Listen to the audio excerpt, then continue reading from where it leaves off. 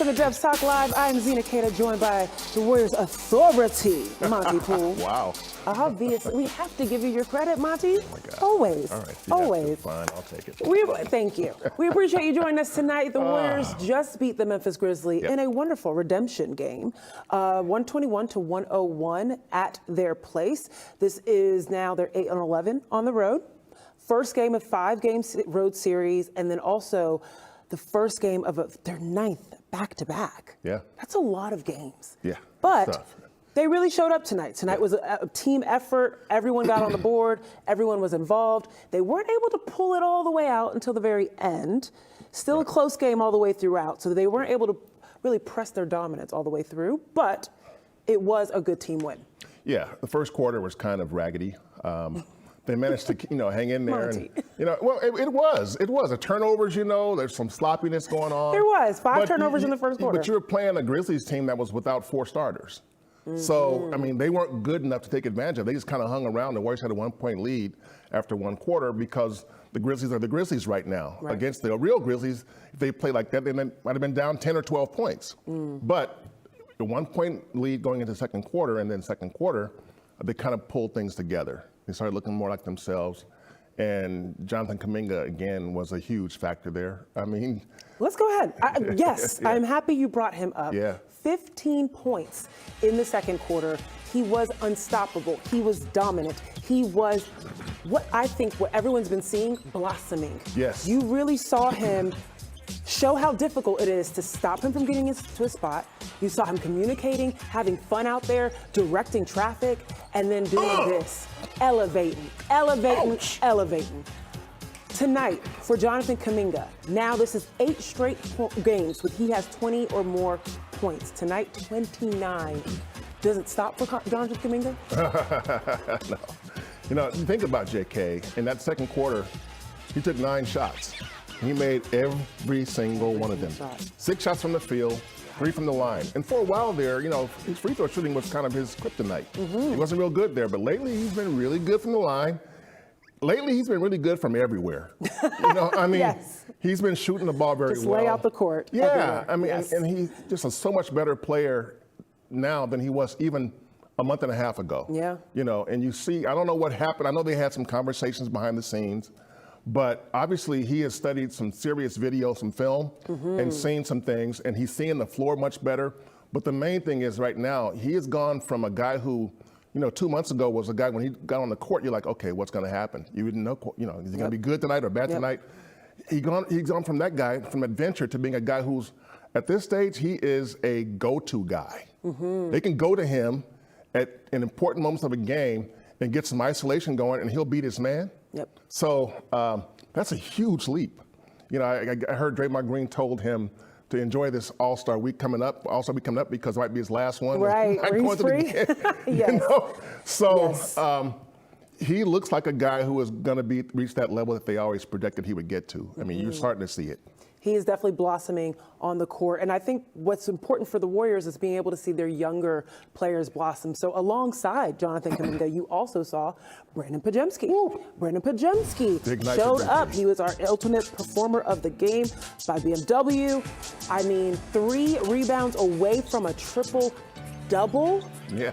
I think the things that I love about Brandon Podziemski's game, he pushes the pace. Not only does he push the pace, he pushes the pace while looking for his teammates. Yeah. Right? And it helps him make some really great decisions in transition. And then he is very, very confident when it comes to making some plays, whether it's getting a steal, whether it's getting a rebound, whether it's getting into a passing lane. This man will go after it. When it comes to Brandon Podziemski and you look at that thin line between confidence and arrogance. Yeah. He treads it so beautifully. Yeah, he does. Especially as a rookie, and some of the decisions that he makes, the moves that he makes. What do you make of how he's able to play poised and still make some risky moves out there? Yeah, I think he doesn't take himself too seriously. He goes to play basketball. He knows it's a game. And he's watched Steph, he's listened to Draymond, so he sees sort of how to fit into this Warriors, their orbit. And so when you watch BP play, you see a guy who has a great sense of what to do on the court. Yeah. You almost never see him doing nothing. Yeah. You know, he's not standing around. He's doing something. Always. And you think about tonight, he had 14 assists and no turnovers. That part.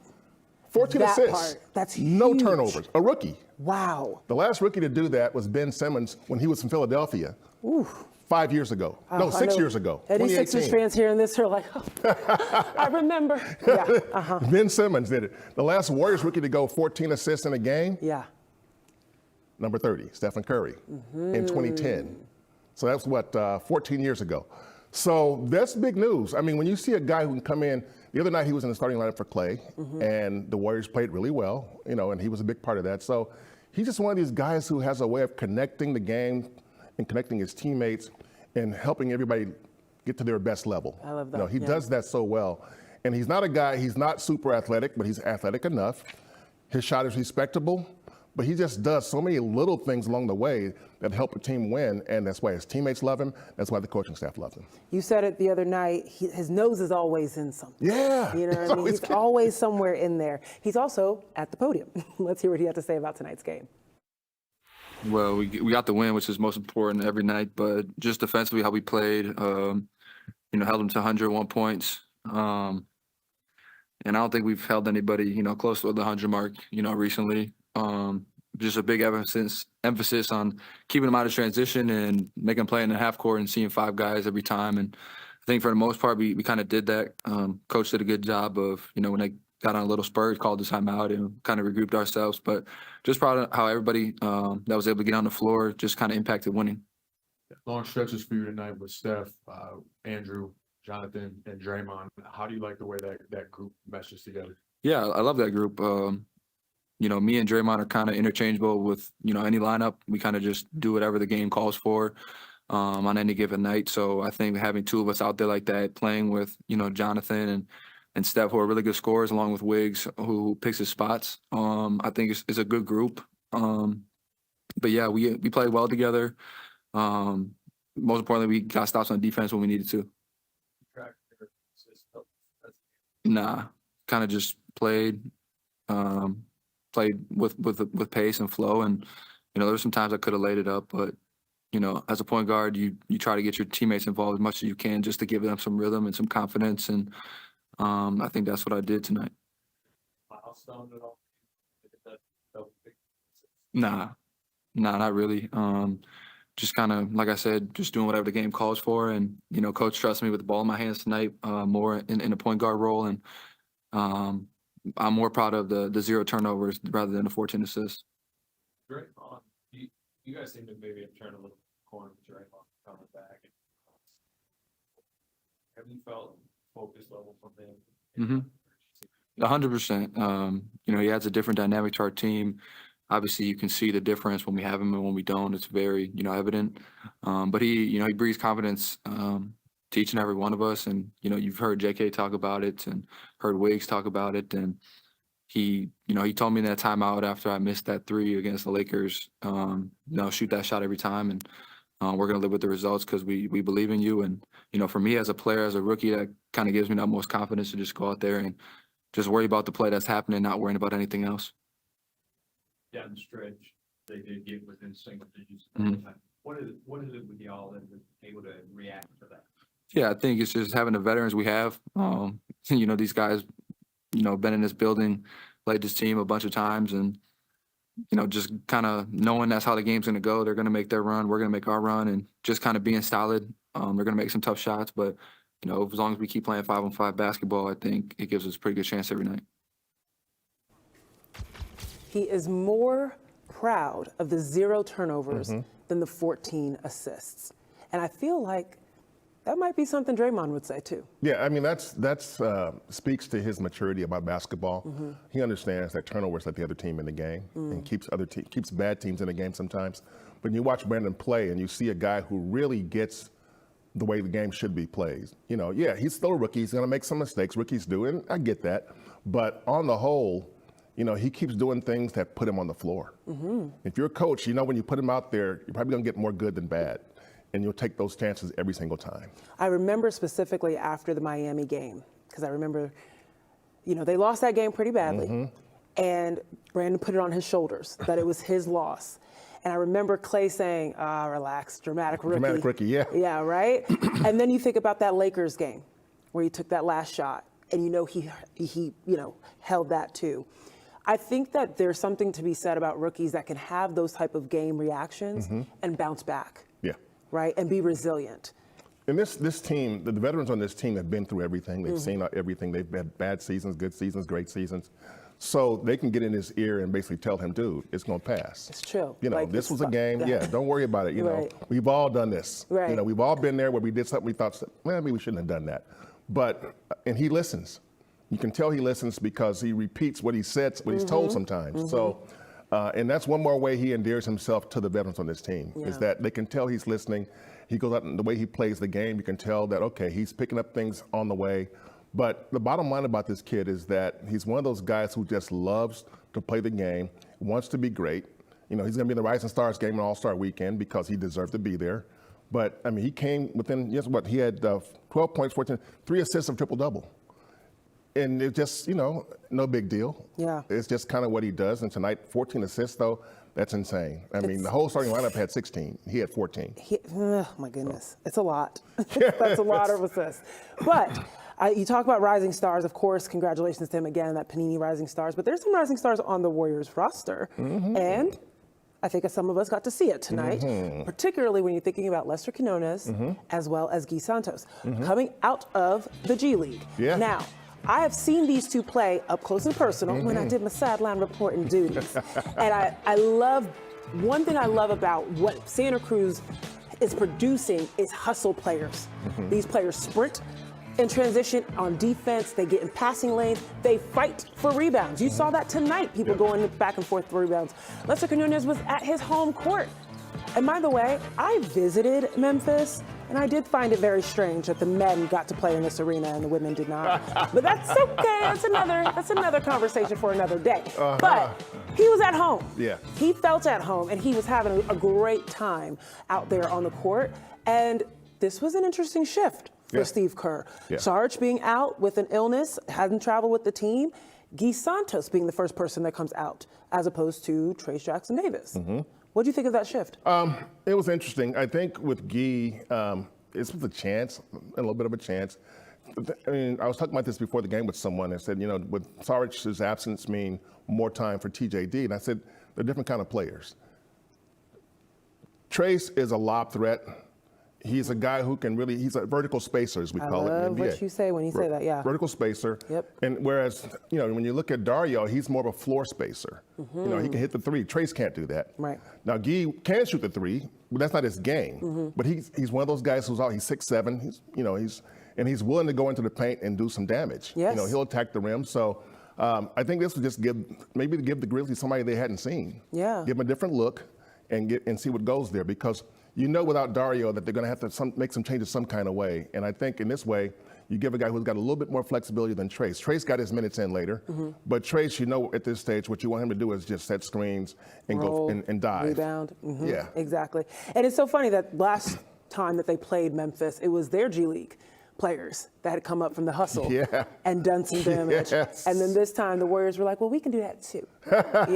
And in the first half, the bench was really a saving grace. Yes, it was. And things evened out towards the second half. D Rose, coming off the bench for Memphis and, other players for them. But the new look to the Warriors, that's a new athletic, more aggressive, I guess, bench look for what they have without Moody and GP2. Yeah, and it's like you said, though, the guys that come from Santa Cruz, when they go down there to play, they bust their butts. They do. You see that, the game speeds up for these guys when they come in. They come in to play, but they play fast. They play fast. That's what they're taught down there.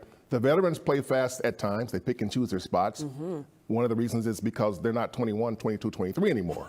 And so you can't always play fast for 40 minutes a night. That's impossible for most guys in their 30s. It's tough enough for guys in their 20s. Yeah. So, but when you see these young guys, they're looking at this like, this is my chance to do something, to make an impact, get some maybe a little love and respect from the veterans, and just go out there and give them help them have a chance to win a game, because they know what this season's been like. They know how frustrating it's been. So if they can go out there and help a team get a win, no matter who it is against, it matters. And so they know a game like tonight, the flight to Atlanta, Be a good flight. Happy flight. Happy flight. Yes. Happy flight. Happy Yes. vibes.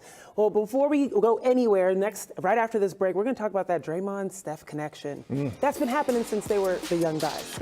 All right, don't go anywhere. It's Dubs Talk Live, presented by Mancini's World. And boom! Draymond Green. Talk to him. Nice. You know what he said? And one. Uh-huh. Dubs Talk Live is presented by Mancini Sleep World. Visit us during our President's Day sale. Save up to $1,000 on the biggest brands, plus free delivery. Hurry in now or visit us online at sleepworld.com.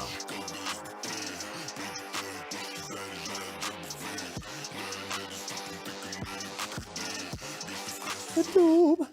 Hola, YouTube. Sorry about this, but You know, it's real. a little hydration. A little hydration, get the throat nice and ready That's for right. a cool talk. We have That's a right. long show to talk about. We got good things to talk That's about as right. well, which is a positive. Got a victory tonight. Yeah, and also the back-to-back thing. Wild. Yes. Wild. I don't think I noticed or realized that was what was going on. Yeah, I don't yeah. think I realized that. Not much of a streak, but when it's a start. You got to start a streak. Every streak starts with 2 in a row. Hey. Right. At what point does it become a streak? To me, when you get to like 4, then it's become streaky. When you get to like 6, it's a real streak. Yes, exactly. And now they're on the road, and this is the first of 5 road games. I do not expect a 5-0 road trip. Now, if they pull that off, that would be pretty dang impressive if they Yeah. pull that off. Yeah. That would be pretty amazing. Yes, I agree with you. I think 3-2 would be a good road trip. 4-1 would be exceptional. 5-0 would be incredible. 5-0 would. I just my mind just Because kind that of last blew just now. back-to-back, boy, I mean. I know, that's what I'm saying. But 5-0 could be a complete personality shift. Yeah, you know what I mean? yeah. The identity of the Warriors is no longer in question. You know that what I would be mean? their Kind of most thing. impressive stretch of the season, 5 in Yeah. a row. I mean, they got the back-to-back at the end is Philadelphia and Indiana. Yeah. And Indiana's Yeah. the highest scored team in the league. In Philadelphia, I don't think Joel Embiid will be playing based on what I've been hearing about him lately. But yeah. they just beat Utah last night, and Tyrese Maxey put up 51. So and Maxey didn't play when the Sixers were here. So That's right. they still haven't got His to ankle deal was still with. hurt. Right, exactly. All right, guys, we're already back.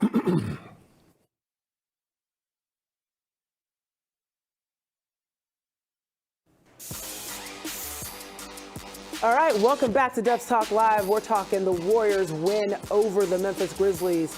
And one of the things that was shining in the second half was an old-time connection, a long friendship on the court, and that is Draymond Green, Stephen Curry doing what they do best, and it's handoffs. Yeah. Handoffs, finding each other, talking to each other, and always getting the bucket. I mean, there are times when I see these guys play, and I think they can play blindfolded. The two of them Yeah. together because They're so tight. their chemistry is so tight. Yeah, and they do things.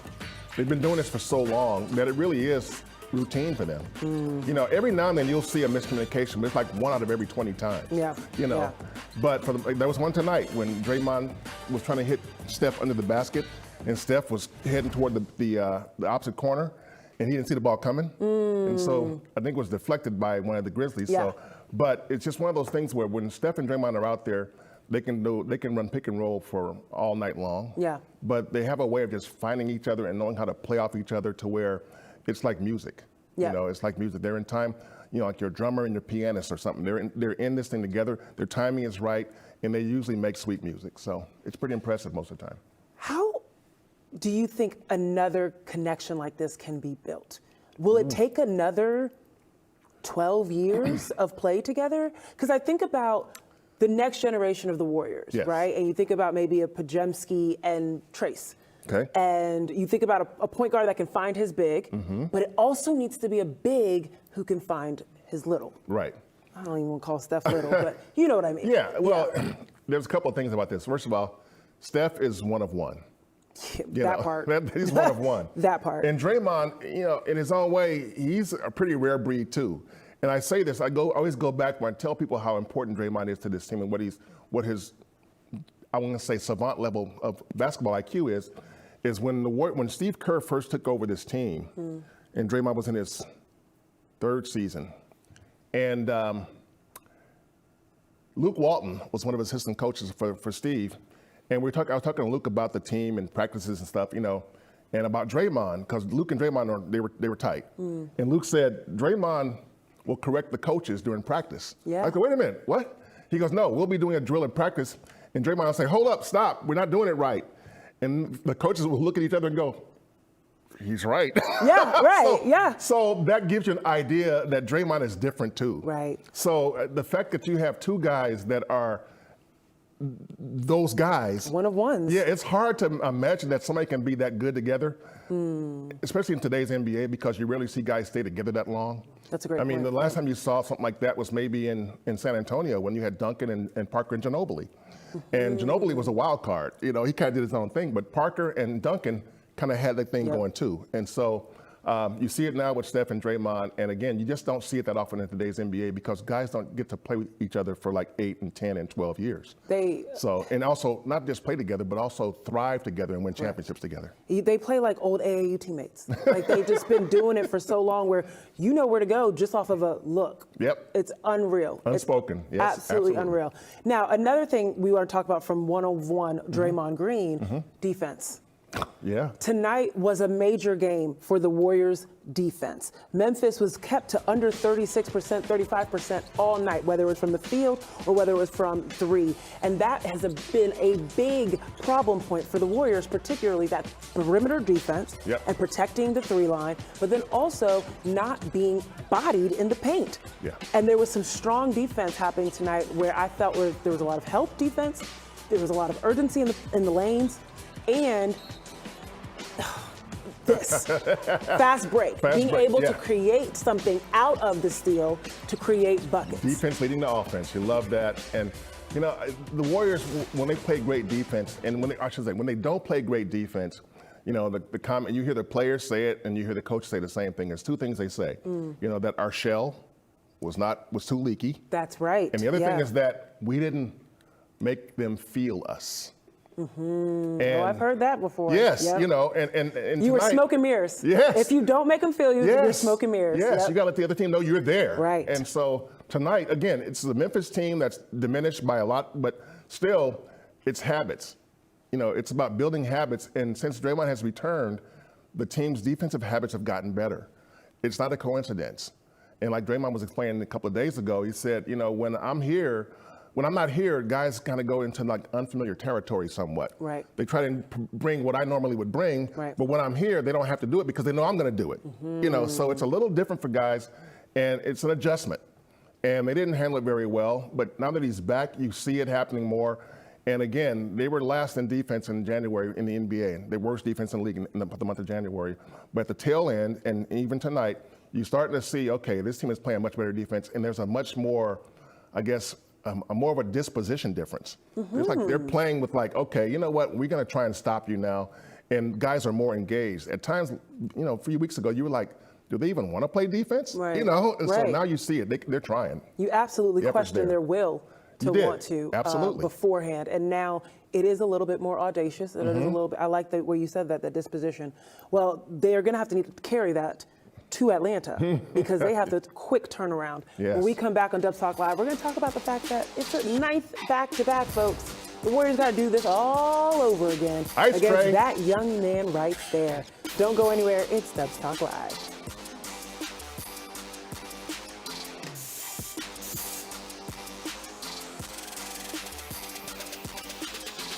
Hawks won tonight, too.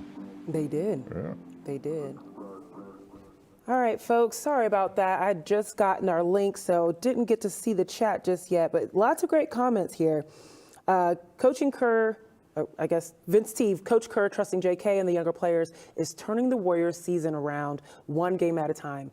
Yes. That's a big, That's a huge good point. Yes. And, you know, Otis Bird followed up with, it really does, though. Kerr was loyal to the vets, but he had to trust the young guys. And that is something that had to happen, was a trust level for the young guys to be able to go in, make mistakes, and play through them. Yeah, Yeah, and there was a couple of days ago when Steph, well, not, it's been a couple of weeks ago now, when Steph made the comment about we can't keep doing the same thing and expecting a different result. And it was pretty clear, and that was his way of saying we got to change some things up here. Yep. And the more you watch JK, the more you see that, okay, he is ready to do something. And I go back to Trace Jackson-Davis, too. I thought they were early in the season, he could have probably been used, but they kind of held him back for a while, and you didn't really see much of him until mid-December. Then when you saw him, you're like, okay, he can help this team, too. Yeah. So, you know, and Podziemski showed that early in the season. Yeah. You saw him. So you're seeing young guys make a difference, not just go out there and play and holding their own.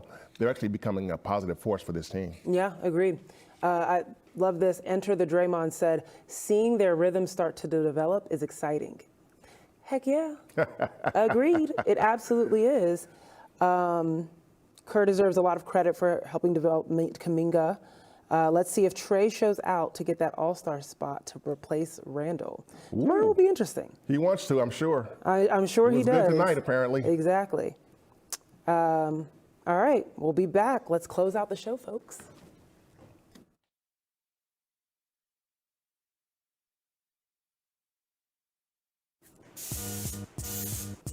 All right, let's look ahead to what the Warriors have to go up against.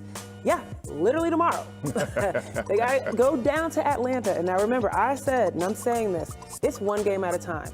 All right, I'm not even looking to Brooklyn yet. I ain't looking at Philadelphia. It's one game at a time. That's Trae Young. Yep. That's DeJounte Murray. That's Clint Capella. I'm looking at them next. That game, I anticipate to be high-paced. Back and forth, buckets exchange. I feel like that game is going to come down to defense. What are your thoughts? I believe that too, because the Hawks haven't been very good on defense. The Warriors haven't been very good on defense, but the Warriors are showing signs of being better. Both teams played tonight, so there's no advantage. No, not a rested Hawks team. But Trae Young has been, he's not an all-star this year. He's not. And he'll probably get in as a injury substitute. But I think, guys who get snubbed always want to come out and say, you know what, I should have been there all along. So he's a guy to watch. And he and Steph, they have a great friendly rivalry. Yep. They don't see each other that often, but when they do after each other, they go after each other. So I would expect that for the Warriors at least, tonight helped them out because you saw a long line of players. You had, 11 different players played tonight. Yeah. So tomorrow night, I think you'll see the same thing because you probably need it. I don't think this game will be easy, but I think you're looking at a Warriors team that feels like it's on to something now, and they don't want to see any momentum lost. And they know that if they lose tomorrow night, it's a little momentum setback. You got to keep the momentum rolling. Yeah. You got to keep things going because that's when you'll be able to build on it. Yes. And then you get those streaks. There you go. Boom, there you go. Well, the Warriors start that streak, 121-101. Thank you for joining us tonight. Zena, Keita, Monte, Poole. It's been Dubs Talk Live, presented by Mancini Sleep World. Go get you some sleep. Or maybe go out. Enjoy the night, folks. It's Friday night.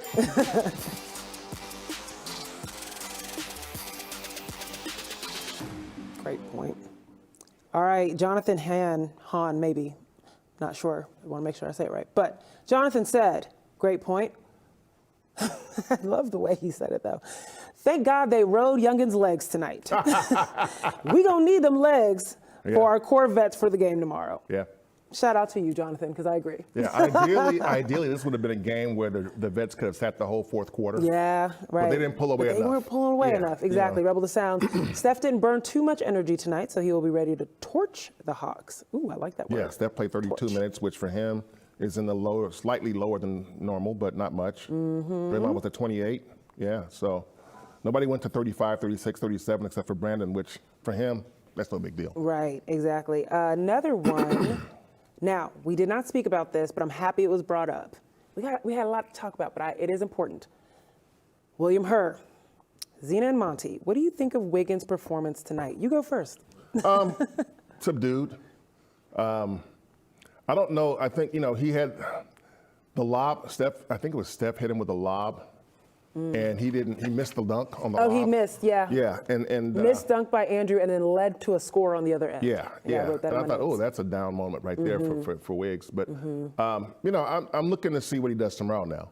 Because if he plays like this tomorrow, then it's like, okay, are we back to the Wiggs we saw a few weeks ago? Right. Because he's been on a pretty good roll these past couple of weeks. We've just talked about building momentum. You cannot fall back. Exactly. Now, I understand that he seems almost willing to sort of, I guess you can say, he's sort of willing to let JK take the spotlight, when he can do some of the same stuff. Yeah. You know, and you don't need to be subservient. You know, it's okay if you get out there and do your thing too. There's room for both of them. We saw that, you know, and so we've seen that before. We saw it in the last game at Chase that both these guys can score in the 20-point area and do some damage. So Wiggins just has to be assertive, and that's what the Warriors always tell him. Draymond, Steph, they always tell him, dude, be aggressive, attack. Yeah. And so he just had to do it. Tonight, he played almost subdued. That was not a good look, I didn't think. I agree. And I'll say the last thing before we close out.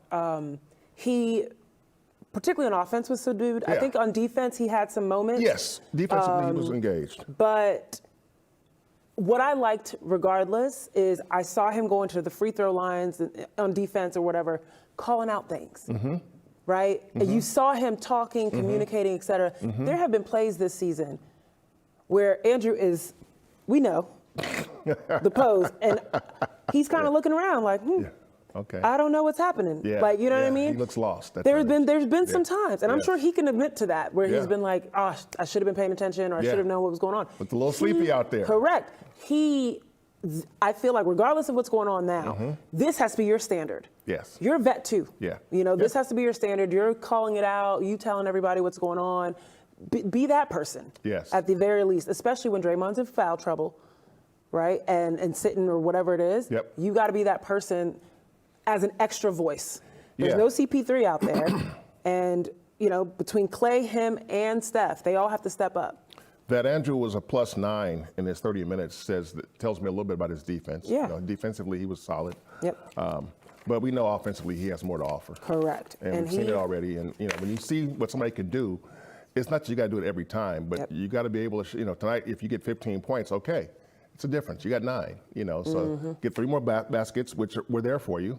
And so, you know, I'll do like this, though.